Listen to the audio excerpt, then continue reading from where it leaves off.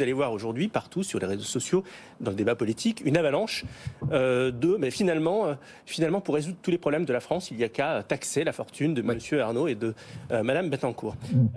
Moi, ce que je voudrais rappeler à tous ceux qui critiquent pour critiquer ou pour qui la solution de facilité, c'est la taxation, qu'il s'agit là d'abord, il faut le dire, ça nous paraît évident, mais je n'en suis pas si sûr, d'une fortune professionnelle basée sur la valorisation boursière. Ce n'est pas l'argent qu'il y a sur le compte en banque de M. Arnault ni de Mme Bettencourt. C'est de la valo boursière. Premièrement. Ouais. Deuxièmement, quand on regarde de près, par exemple, une entreprise telle que LVMH, 400 milliards de valorisation.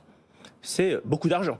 400 milliards de valorisation, 200 000 employés dans le monde, dont 70 000 en France. Oui. LVMH est le premier employeur privé chaque année, qui reverse chaque année 10 000 euros de participation à ses employés. Donc on ne peut pas considérer que ce soit quelqu'un qui essore ses salariés comme un vilain patron.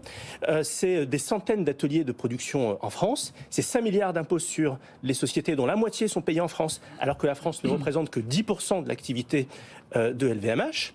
Mais vous allez avoir une armée d'extrémistes populistes qui vont venir vous dire que Bernard Arnault doit payer. Eh bien moi j'ai un pari à lancer à tous ces gens-là, puisque c'est facile, puisque manifestement il n'y a qu'à aller chercher l'argent chez Bernard Arnault pour financer le modèle social, le modèle de retraite et puis finalement tout sauver. Eh bien mais qu'il le fasse. Mais qu'il le fasse, qu'il monte une entreprise qui fasse 400 milliards de valorisation et qui fasse la répartition dont il rêve, puisque c'est si simple. Non mais, à un moment donné, puisque Bernard Arnault n'a aucun mérite, puisque la famille Bettencourt n'a aucun mérite, puisque c'est si simple de créer de la valeur, eh bien qu'il le fasse. Et je vais vous dire, s'ils réussissent à produire 10% de la valeur de LVMH, eh bien je suis prêt à voter pour eux. Mais c'est pas de mal à la veille. Vous êtes prêt à voter pour eux, d'accord. Mais c'est pas de mal à la veille. Le pari est lancé en tout cas.